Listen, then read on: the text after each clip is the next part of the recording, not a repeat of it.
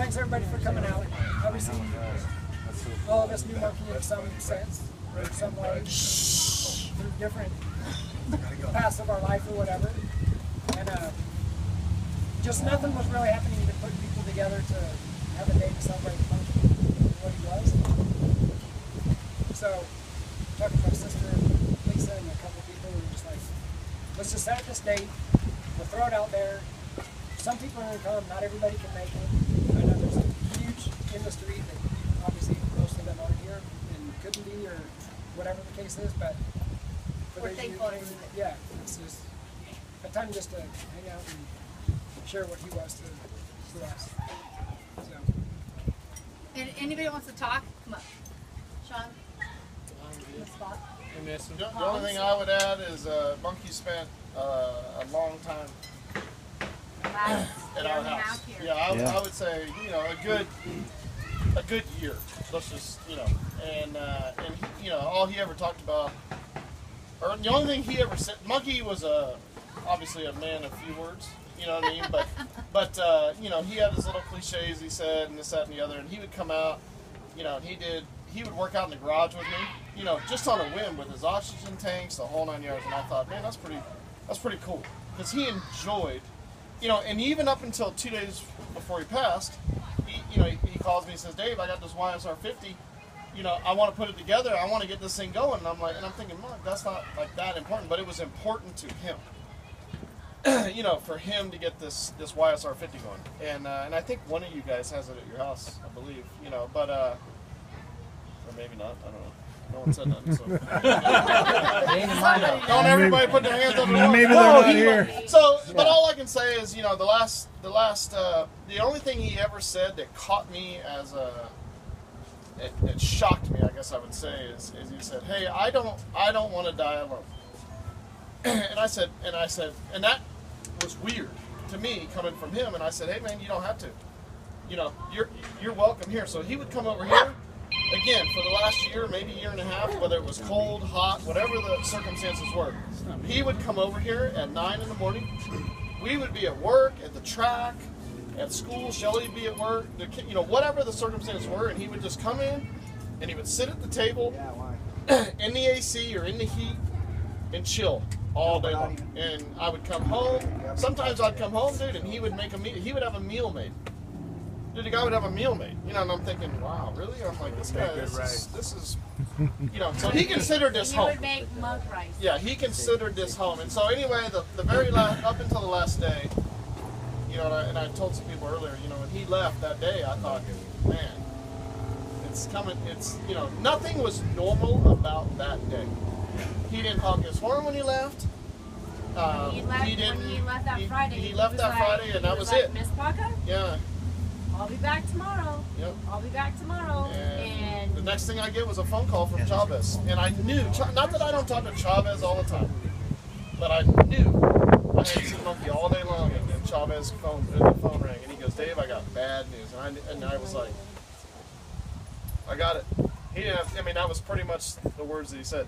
And I went and told Shelly. I think Shelly maybe called Randy or whatever. And I called Brady. Yeah. And the reason I called Brady is because it was the people that were around here the most at the time.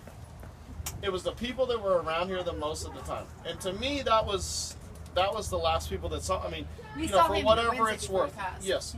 You know, and I'll never forget Lawson going, hey, I gave him his last oxygen tank. And dude, that tore me up worse than anything. You know, because he was like, hey, I'm low. He goes, I need a tank. And Lawson said, I'll grab it. And he ran out to his truck and he got it. And he sat here for about another 2 or 3 hours and hung out. And then all of a sudden I could look and I was just like, man, something ain't right, you know. And he got in his truck and he left. But he would always blow the horn when he left, and he didn't. And I thought, man, and I called him, phone was off. And like I said, the next phone call I got was from Chavez. So it was just bizarre. It was almost, I don't know, it was almost surreal. But anyway, Monkey was, I can tell you this, we've lived here 13 years.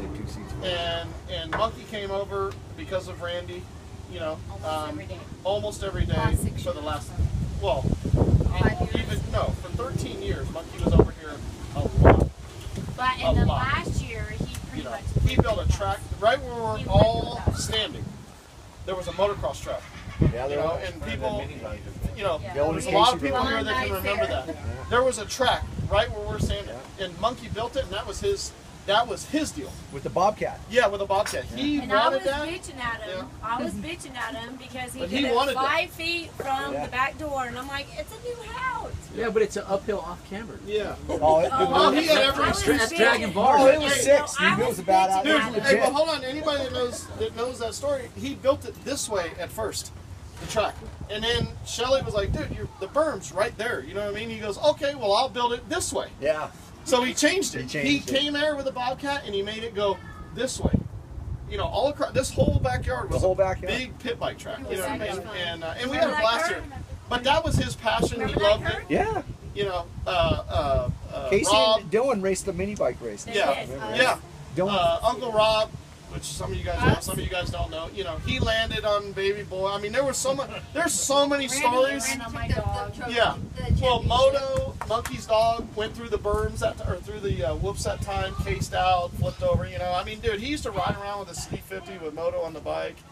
You know, it was just. His dog. It was So his- my it memory was that his I have dog. of So anyway, that's all I want to say is So what I want to say that about last night was Monkey, crazy. that because I'm a big dog lover and talking about Moto, his best friend for years was Moto, that dang dog, and he was amazing.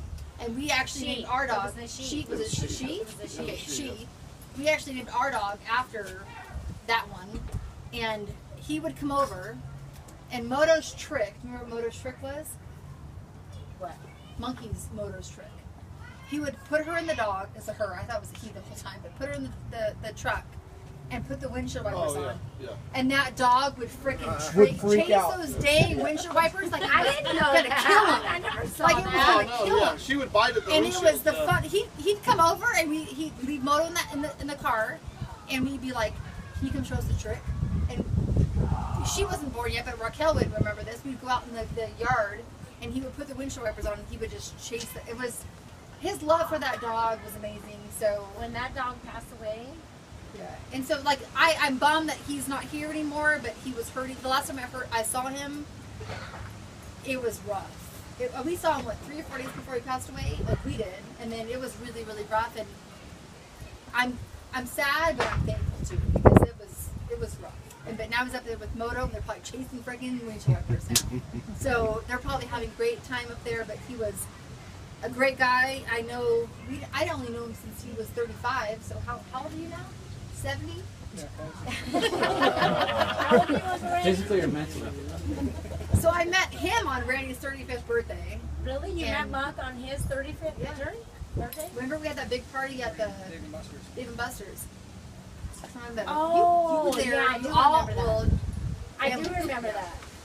and I remember that. he was one of a kind and would give his last cent to help anyone he could. I remember him when he was 15 years ago talking about kids, and we were having kids, and he always said he wanted to adopt a kid. Remember that?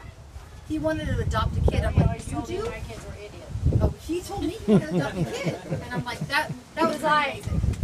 After seeing your kids, I don't want kids ever. Well, this is clearly before. After seeing your This kids, was I don't want clearly kids ever. before And I'm like, he- okay, I got some well, I don't blame grandchildren. you. But anyways, he was a great guy. He would have done everything, anything for anybody, and I'm just glad that everybody came and is here to celebrate his life. And He was a good guy. he was a great guy.